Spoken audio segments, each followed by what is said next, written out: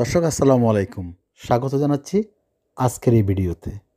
আপনারা এতক্ষণে বুঝে গেছেন আমি আজকে কী বিষয় নিয়ে এই ভিডিওটি নির্মাণ করতে যাচ্ছি। হ্যাঁ, ঠিকই ধরেছেন, এটি বোয়ালখালী তথা সারা বাংলাদেশের ঐতিহ্যবাহী স্যার আশুতোষ কলেজ। আমরা এসেছি আজ স্যার আশুতোষ কলেজে। এই কলেজটি অনেক ঐতিহ্যবাহী একটি কলেজ। 1939 সালে কানঙ্গপাড়ার রেবতী নবন দত্ত 1939 সালে কানঙ্গপাড়া গ্রামে এই কলেজটি প্রতিষ্ঠা করেন। তিনি কলেজের নামকরণ করেছিলেন তার প্রিয় ব্যক্তিত্ব কলকাতা বিশ্ববিদ্যালয়ের তৎকালীন ভাইস চ্যান্সেলর স্যার আশুতোষ মুখোপাধ্যায়ের নামে। সেই থেকে এই কলেজের নামকরণ করা হয় স্যার আশুতোষ কলেজ।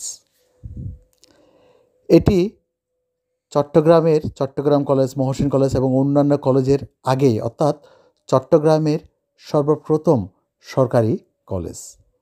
একসময় এখানে বাংলাদেশের বিভিন্ন জেলা থেকে দূর দূরান্তের অসংখ্য শিক্ষার্থী এসে এখানে পড়াশোনা করতেন এবং অনেক নামকরা বিশিষ্ট ব্যক্তিত্ব এই কলেজ থেকে পড়াশোনা করে আজকে দেশের বাইরে এবং ভেতরে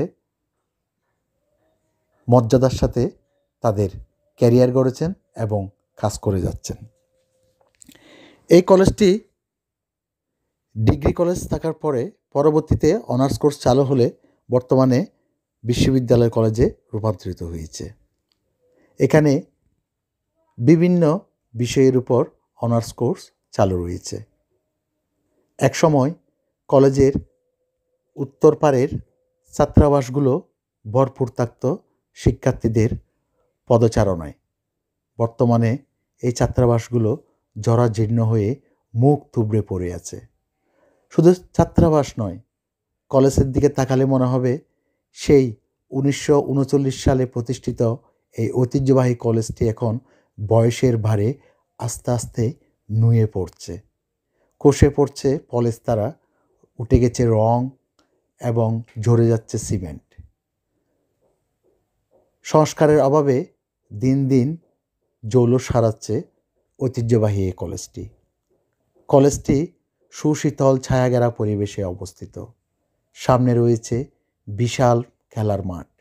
এখানে খেলা থেকে শুরু করে বিভিন্ন সাংস্কৃতিক কর্মকাণ্ড এবং রোভার স্কাউটিংয়ের অনেক গুরুত্বপূর্ণ বিষয় এই মাঠের মধ্যে অনুষ্ঠিত হয়ে থাকে।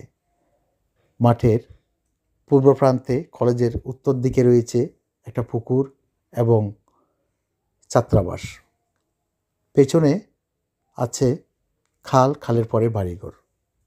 এই কলেজের প্রাঙ্গণটা, ক্যাম্পাসটা নানা রকম ফুলে ফুলে আচ্ছাদিত। শীতকালে এখানে শিক্ষার্থীরা মিলে সুন্দর ফুলের বাগান করে থাকে। এই কলেজে অধ্যয়নরত শিক্ষার্থীরা গর্বের সাথে পরিচয় দিয়ে থাকে তারা বোয়ালখালী তথা সারা বাংলাদেশের ঐতিহ্যবাহী স্যার আশুতোষ কলেজের শিক্ষার্থী। এক সময়কার আকর্ষণের কেন্দ্রবিন্দু ছিল এই কলেজটি। এখনও দূর দূরান্ত তথা বোয়ালখালীর নতুন প্রজন্ম তৎকালীন ভারতীয় উপমহাদেশের এই নামকরা কলেজটি দেখতে আসে। এটি আমাদের ঐতিহ্য।